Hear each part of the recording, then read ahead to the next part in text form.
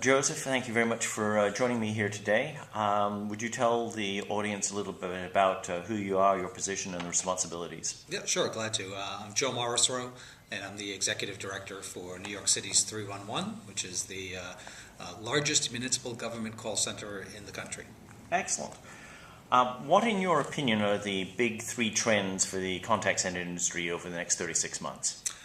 Great question, and I think a couple of things. I actually think the contact center industry, as we know it, is contracting.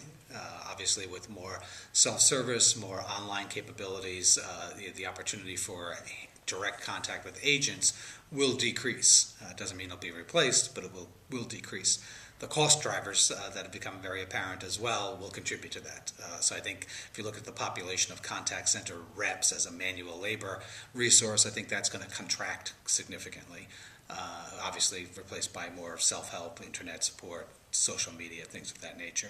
But I think that's going to lead to sort of the rise of a remote agent, or as I started to call it, a free agent. I think some of the representatives who are customer care professionals may find themselves in a very unique position in a couple of months or a couple of years where their skills are going to be necessary and going to be in demand, and they'll be able to actually work from home.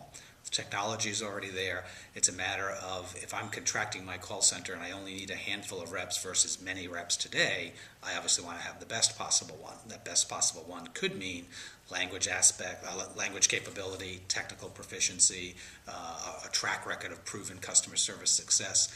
So I think there's going to be a small industry out there, whether it's a bunch of individual contractors or whether someone's already got an idea or is going to pull together an idea of kind of having this outsourced, insourced firm that allows you to tap into remote agents and have them being very specialized. So I think they'll thrive, but I think some of the general commodity type of aspect of contact center reps will go away. That's one trend for sure I'd see occurring. I think contact center, though, is going to have other areas that'll come up that don't exist today, and that's been the nature of contact centers for the last couple of decades. One that I see is online voting here in the U.S. for sure. More people can vote for American Idol through a text phone than they actually vote for their president. At some point, that's got to change, and at some point, it's technology that will change that.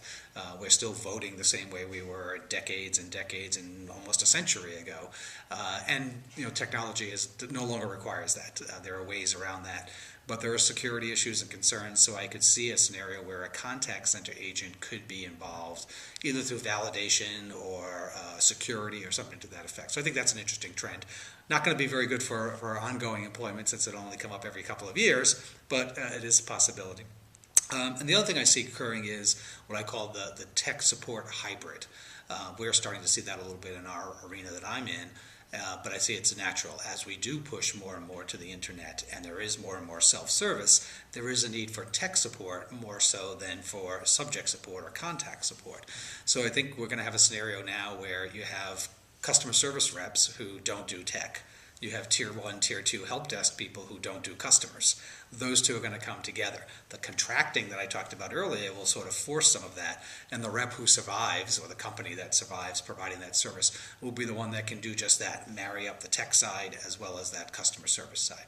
So those are three of the trends that I see coming.